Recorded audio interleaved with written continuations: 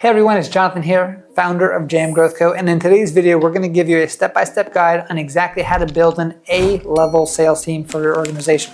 Now you probably already know this, but sales is one of the most important parts of any company. It is the lifeblood of the company, which means just like your human body, if you have no blood in it, you're going to die. Same thing happens with your organization as well, right? Now, the main concept that I want you to understand here is you want to build a sales team, not a salesperson. Now, the only exception to this rule is when you're starting off as a one-person show. So if you're the salesperson, the janitor, the CEO, and anything else that has to become the bookkeeper, believe me, I've been there, I know. But after that stage, it is time to start building a sales team. Now, if you're just starting off, you're like, hey, I can't hire 3 or 4 different people. I can't build a sales team. That is where you're wrong. When it comes to growing your business, it's not about always putting the right people in place, it's about putting the right systems in place. And sales is something that can be super duplicatable, and if it can be duplicated over and over again, a system can fix that problem.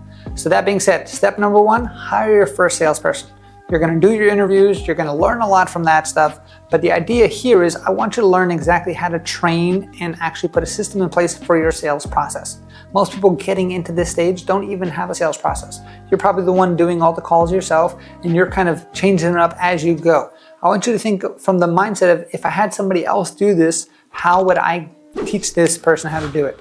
And think about it from like an 8th grade point of view. You don't want this like whole college graduate idea. You want to keep things as super simple as possible, because when they're simple, they're able to continue to scale. So the first person you're going to hire is going to be a salesperson. But I talked about, if I have a salesperson, how do I have a sales team? Because you, my friend, are going to be part of that team. So now you have a 2 salesperson team. You're going to have yourself and the first person you hired. Now in the first phase, this is going to be very difficult. You're going to have to do all the activity yourself and train this individual how to do it. Now you're going to want to set up systems and processes like SOPs, scripts, and different modules to actually show this person exactly what to do in any given situation. And it's super simple. What do you do that has gotten you success to the point that you're in now? And then how do you actually transfer that information over to the next person? You don't have to be super detailed on the product. Most people actually just take a step back, and you want to sell the confidence to the individual and give them the basic information they need to make a decision. And that's pretty much all sales is. From there, what are you going to do? You're most likely, I'm telling you the future, this first person is probably not going to work out. You're going to hire the next person, and again, 2-person sales team. You never want to have less than a 2-person sales team, because you are going to be part of that sales team for a long time. After that, you want to hire person number 2. So now that means you're still part of that sales team. You got a 3-person sales team. And then, and only then, when you've perfected the mastering of 2 people training and they're both producing on their own at about 80% of the efficiency that you are, 70 to 80% of the efficiency, now it's time to hire number 3. Now the idea, once you have number 3, and one of these 3 people here can actually be a leader of the other 2, then and only then can you start moving away from the sales team. You can actually become the sales manager. So here you're going to start managing these people's activity and holding them accountable. And if you have one of these individuals that you can actually lean on, it's going to make your sales team continue to grow. Which now brings you to, you have multiple people on your team. How do you actually make sure that you have A players? Because if you have A players, you can also have B and C players, right? Even D and F. If you remember back in your school, I'm sure you had the smart kids in class, and you got the guys who are failing out of class. Same thing happens with any other organization. So you actually have to think about, how do I actually get A players on my team for my sales? That being said, there's only 2 ways you can do that. You can find them, or you can build them. Now, when it comes to finding them, it's not about posting something on Indeed or online and finding somebody that's going to apply. Because if they're already an A-player salesperson, they're actually going to be working for another organization already. Now, the easiest thing to do when it comes to finding them is actually interacting with your community, which means when you go to a restaurant, to a bar, when you're even dealing with some type of customer service, if you feel somebody is in a great mindset with great sales abilities, naturally, they might just be in the wrong vehicle. It's your job to convince them and to sell them on, hey, you're pretty good, I might have an opening for you, come on over and we can actually show you how to do it. And the people that I've done that with in the past in my other companies have been the ones who've been able to scale and grow and become leaders of their organizations and their teams itself, simply because they had the natural ability, plus they had the hunger to keep growing. But finding A talent is not always the easiest thing to do. So you want to create a business that actually operates on systems versus people, which means your job is to build A talent. Because you want to bring in an average person like a B person and give them the system, the tools, and the training that they need in order to become an A person.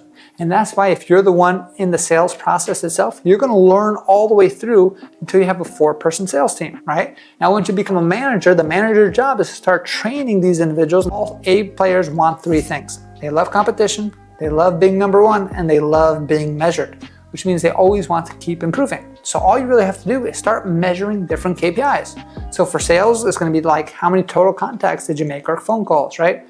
How many actual demos or tours or presentations did you actually do for the product itself? How many doors did you go knocking on? Depending on what your sales cycle looks like, just start measuring those numbers. And you don't have to have some fancy CRM in the beginning. You can, there's a lot of stuff out there, but you can just kind of keep Excel and just hold these people accountable. And you want to start measuring that activity every single day. Now, on a weekly basis, you want to start measuring the activity, but also measuring the quality scores as well. So what's our closing ratio percentages? What's our contact to appointment percentages?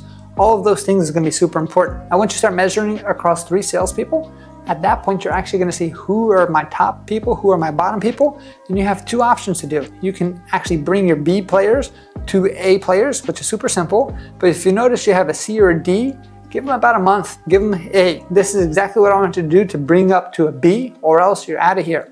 And you might have to cycle out the bottom of the barrel over and over again until you actually get a solid sales team. The best organizations in the world have turnover in their sales because they have high standards for their sales team, and that is not a problem. Your job is to make sure you develop a team that continues to grow your company and to align their goals with your goals itself as a business, which means the better they do, the better the overall company does at the same time. That being said, what's one thing you should watch out for that's going to tell you to fire that person immediately? So you start developing a team, they start interacting with each other, and your job is to weed out the weeds. So what are you looking for? You're going to be looking for victimhood. So anytime somebody starts saying, hey, that's not my job, that's not my fault, this person's fault, and start blaming, now you're going to have a cancer in your organization. And cancer, just like the human body, can spread pretty quickly, which means everything you work so hard for can actually come crumbling down if you do not cut it out. That being said, if you hear any of these things and you start seeing drama in your organization, get rid of that person right now. Don't wait for tomorrow, don't wait for the next day. One of the best pieces of advice I ever got as a business owner, it's hire slow and fire fast.